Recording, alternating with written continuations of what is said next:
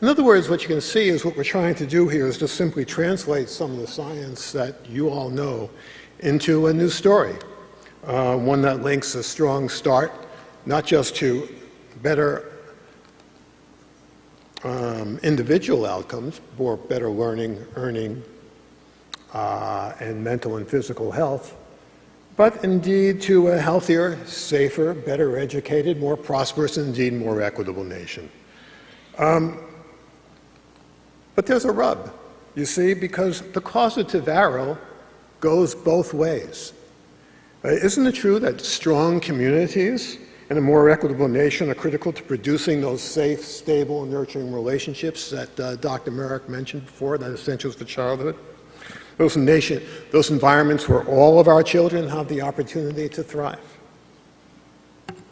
Might, in fact, family wage jobs and economic security for parents and caregivers help, or quality, affordable housing, a safe neighborhood where people share a sense of inclusion and indeed hope, access to high quality early care and education, where parents aren't living in fear of deportation. And what about paid parental and sick leave? Not to speak of mental and physical health services and basic primary care. Might those just help a little bit in what we're talking about? So as I said, we're going to have a discussion about how to use this film and the companion tools after this. And we'll also be showing clips from one of the episodes called Wounded Places, Confronting Childhood PTSD in America's Shell-Shocked Cities, which is perhaps most germane, I suspect, to the work that you're doing here. And even if you can't come, please come to our temporary website at raisingofamerica.org and learn more and join us and become one of our partners where you can show the series to help build alliances within and across sectors with your constituencies. Indeed, just get your staff on board. Okay, so what we've heard here so far is about the importance of early life and experiences, and we get to the question, of course, of why is it that when we know so much, why have we done so little? Why have we made so little progress? But most of all, more importantly, let's shift that frame to how we can do better. You know, it's interesting, I thought, that one of the first reports by Sir Michael Marmot's Commission on the Social Determinants of Health pointed out one of the reasons for this. And that's that what might be at least as crucial as the evidence is the stories in which they're embedded. And out of that, in fact, inspired our earlier series, Unnatural Causes, Is Inequality Making Us Sick? And this series grew out of that one. And so today what I'm going to do, I think, is describe briefly, in the time that I have, a little bit about how we as filmmakers approach this challenge of translating the evidence into forms that are both popular and compelling, but most of all, one capable of engaging parents and practitioners and policymakers and the general public, engaging for them to consider society's interest and role, not just their own, but the role of all of us in the early years and in giving every kid an opportunity for a strong start in life. And this begins, I think, with the idea of, for us, what this means is our starting point was not so much what's on the screen, but in fact what sits before it, that is the audience, or more precisely, what are the assumptions, the default understandings, the habits of thinking, as it were, which often are unarticulated, yet deeply imprinted, and are used which people carry in their heads and use to carve up that evidence and give it meaning and use it as a lens to interpret it in accord to, interpret what they see and hear in accordance to their own worldview. And the power of these discourses, interestingly, that surround us is that they appear natural, they're self-evident, and they become internalized in an unquestioned common sense. You never question it. This is sort of the world in which we live. And so as a result, they sort of limit our critical thinking and they constrain possibility. So if we're to engage the public imagination for the bold and transformational changes alluded here, the changes that are needed to give all our children a strong start and an equal opportunity childhood, we realize that what we as filmmakers need to do is first is really we begin to problematize, even rupture some of these conventional assumptions, to open up that space for that new dialogue so that we can build that new movement, because otherwise we're really constrained in the old way of thinking. But a quick critical question is whose voices get heard and which stories get told. In changing that dominant narrative produced and reproduced by corporate media and other gatekeepers is not so easy, as even Upton Sinclair pointed out 80 years ago. And if you'll excuse me for 1 minute, I'll get my water. Because my mouth is growing dry. And it's hard enough for me to speak even when it's wet. Thank you. Now, if I can do this without having it fall all over me. So we began then this project actually by conducting a needs assessment with the help of Frameworks Institute to help us identify some of the core elements of the conventional story, that is, those normatized understandings which stand in the way of so much change. And for us, our challenge is how we could build a new story that could, in a way, widen that lens. So first, I'm going to some of the elements of the core story, the old story on the left, and then we'll go through the new story, the emerging story on the right, and we'll see how much time we have. We got 2 of these to do, but there's a lot of this stuff. The first you're most familiar with, which is that, you know, as Jack Shankov says in our film, babies don't remember. And as a result, babies are seen as naturally resilient. It doesn't make a difference what happens to them. They'll grow out of it. You all know that's wrong. But what happens during infancy, most people feel, and during infancy in the early years, is not really as important as what happens in school. And that's one fallacy we need to put behind us. As Grady and Orban argued about a decade ago in a brilliant paper, that the conventional belief that the success or failure of kids can be traced to whether they had good or bad parents who made the right or wrong choices. The good mommy, if you will. You know, and it sticks. And it sticks probably more than anything else. And it sticks in part because there's some truth to that. I mean, as a parent, I know all the mistakes I made. I can tell you, and my daughter can tell you even more so. But this right choices of dialogue or frame really blinds us to how a growing number of parents and caregivers are hindered by economic uncertainty, are hindered by the social isolation and the growing squeeze on their time, on their money, and on their resources. And if these conditions are chronic, we now know, science shows us, that they can be toxic for children. And this is what we could, the social scientists, I guess, call an attributionist model of success or failure, and it flows from the notion of the self-determining individual. But all you need to get ahead, right, is some self-discipline, some intelligence, some hard work, some grit, maybe a little luck, right? It's all about you. And of course, if kids fail, it leads us to blame parents for those failures. So one of the ways in which it most clearly plays out is in looking at poverty, as we see in the media all the time. Because this attributionist model is widely posed as a way or poverty is often posed as a way as a kind of a deficit or a lack of money and jobs, of course, but also of skills, of fathers, of role models, of behaviors, and of course of proper character and morality. This is where the focus in the media is. What's wrong with those people? How many times have we seen that over and over again? And conversely, those who succeed do so on their own, right? By dint of their own grit, their determination, their character, their self-discipline, their hard work. So there's little recognition then in the media of how the dice are stacked against the poor.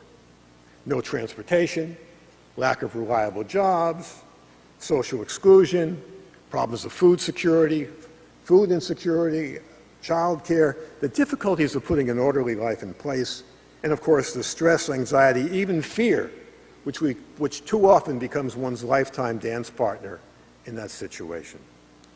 Now, this attributionist model, let's be clear, feeds on racism. I think we've seen that most recently, in the last few days again, because racialized beliefs are one way in which a nation which professes a profound belief in equality rationalizes inequality. You know, it's not inequality that's the problem. Oh, no, it's not the structures or institutions which might disproportionately channel power, status, and wealth to folks who might look like me, the unmarked race, right? No, instead, there's something wrong about those people, particularly the poor and poor people of color. And when the Clippers owner, Don Sterling, you remember, was sued by HUD for his rundown apartment complexes, what was his response? Did he take any responsibility for the problems with those buildings? No, of course not. It was the fault of those damn Mexicans and African Americans who live there. Again, the attributionist model. Okay, so how in this case are we attempting to widen the lens a bit? Well, first, the easy one for you here, as Jack says in our show, we may not consciously remember, but our brain will remember. The body remembers, as both Drs. Merrick and Dr. Burke have said. It becomes imprinted in our biology. As you know, science tells us that experiences in the womb in the earliest years really do wire the developing brain and other bioregulatory systems for better or for worse, and in doing so, build that foundation for lifelong, not just cognitive, but socio-emotional and even physical health trajectories. But I want to raise a question here for all of us, because it's critical. Because in focusing on the early years, how is it that we also don't avoid, how do we avoid a new determinism, that life is over by the age of 5? Because we all know that our brains remain plastic, that developmental trajectories can be influenced during many critical periods during our lives, even for those whose trajectory seem limited. Now, next one here is Jeannie Brooks Gunn told us that we have huge inequalities, she said, but few seem to care. Instead, we blame the parents. But parents are enmeshed in a web of relations that constrain or enhance what they can provide. So our challenge as filmmakers then, and I think to all of us as communicators, is to try to sort of render, if you will, how social circumstances can help or hinder developmental trajectories. Some children face a pileup of risk, others an accumulation of advantage. As Thomas Piketty illustrates in his new book, Capital in the 21st Century, the growing redistribution of wealth upwards comes at the expense of most parents and caregivers who find themselves increasingly, as I said, squeezed for time, most of all for money and for resources that are drained out of their communities. And those stressors, science now shows us, now illustrates, can drip down on children, on their children, with long-term consequences for developmental outcomes. But the problem here is that there's really two different worldviews at stake. Do we see ourselves in a world of self-makingness, of the self-determining individual, or one of social connectedness? A world where every kid can succeed if only they learn grit and self-discipline? Or a world where helping children means indeed improving opportunities and conditions faced by their parents and their caregivers in the communities in which they live? So what's interesting here is last year that 1 in 4 children, as was pointed out, were born into poverty. Almost 70% of those are children of color. Of 35 countries surveyed, only one has a higher child poverty rate than the United States, Romania. We did beat Romania in the child poverty Olympics. So instead, when talking about early child development, what if we widened our lens a bit, widened our attention from the attributes of the poor to those institutions or corporations or those other folks, people who profit from, or dare I say, exploit the poor. Or as Thomas Edsel more bluntly put it in a New York Times column about a year or so ago, rob them. You know, yet exploitation, like its running mate racism, is rarely mentioned in polite company. and I'm glad we're not so polite here. It is virtually absent from our national discourse of poverty on inequality in general, and certainly that of early child development. Yet exploitation and racism rob communities at every turn, as we know, anywhere from landlords to food prices to redlining and this flip side predatory lending, the privatization of prisons. I can go on. You know, 1 in 4 jobs in America today, not 1 in 4 new jobs, but 1 in 4 jobs, period, pay less than poverty wages for a family of 4. And that, of course, includes those who take care of our kids, child care workers. Yet poverty is also part of a continuum. The middle class is also exploited. Their jobs are being outsourced and de-skilled. Their plants shut down, pensions stolen, benefits reduced, and most of all, their time is squeezed. Median male wages today are less than they were 40 years ago. And Americans today work more hours than any other rich country in the world, including the Japanese. And their children are suffering the consequences too.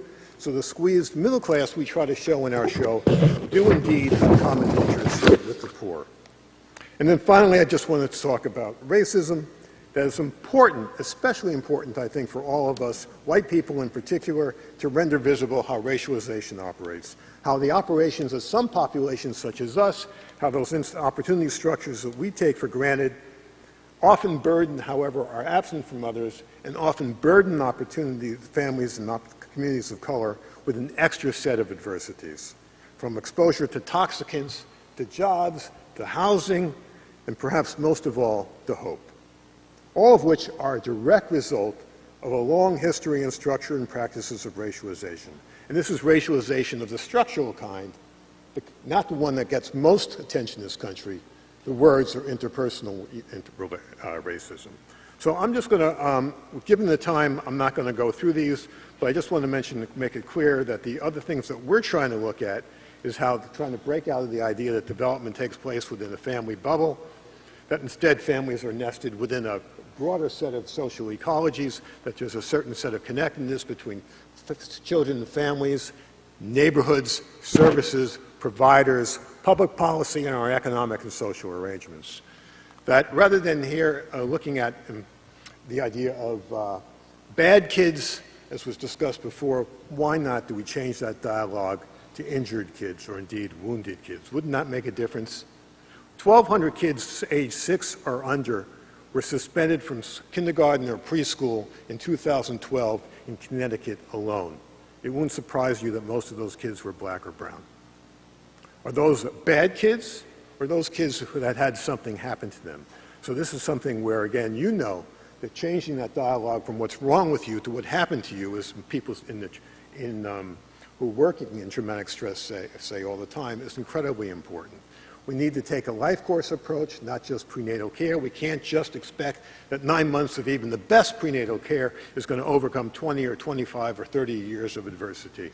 And that, most of all, let's change this discussion from their kids to our kids. You know, we all want what's best for our kids, but how do we build that notion of social connectedness, that our faiths are connected, and that, in fact, it's not just about our children, it's about our nation's future. These are our future neighbors, our future leaders, our future teachers. These kids are our future, and it's the nation's future. So that, and finally, I want to make it clear that many people think that there's very little that can be done, but one thing that was applied here before, and I think we really need to focus on, is how all policies, not just child development policies, but all policies are ipso facto child development policies, be it housing, be it transit, be it job policy, all of the stuff that we do. And this is a way in which we can all build alliances with other sectors who don't see themselves doing which are, in fact, ipso facto child development policies. So, in fact, one of the ways in which we can bring together our groups and have more power is by building those intersectoral alliances. And we hope that our series will help be able to do that in the launch events that Rochelle will talk about, so that we can make clear that that's really the challenge for all of us, and that all the work we can do in every area can help our children, and in doing so, strengthen our nation's prosperity and our equity. And so So I want to make sure, just simply I'll end on this, is that basically is that ensuring that every child has a strong start is arguably the most prudent investment any nation can make. To do otherwise, many have argued, is an act of national stupidity, if not one of national suicide. So I'll leave it there.